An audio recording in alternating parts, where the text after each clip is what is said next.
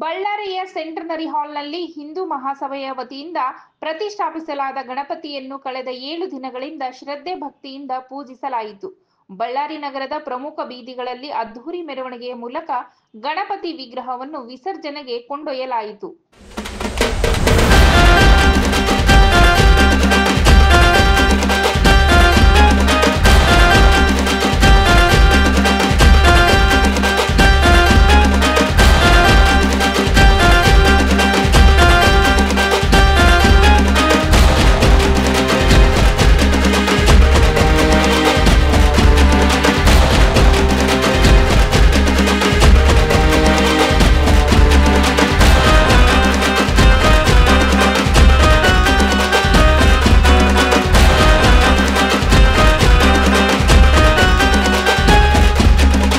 ಸಂಭ್ರಮದ ಕ್ಷಣದಲ್ಲಿ ಮಾಜಿ ಸಚಿವ ಶ್ರೀರಾಮುಲು, ಮಾಜಿ ಶಾಸಕ ಸೋಮಶೇಖರ್ ರೆಡ್ಡಿ ಮತ್ತು ಶಾಸಕ ಭರತ್ ರೆಡ್ಡಿ ಭಾಗವಹಿಸಿದ್ದರು.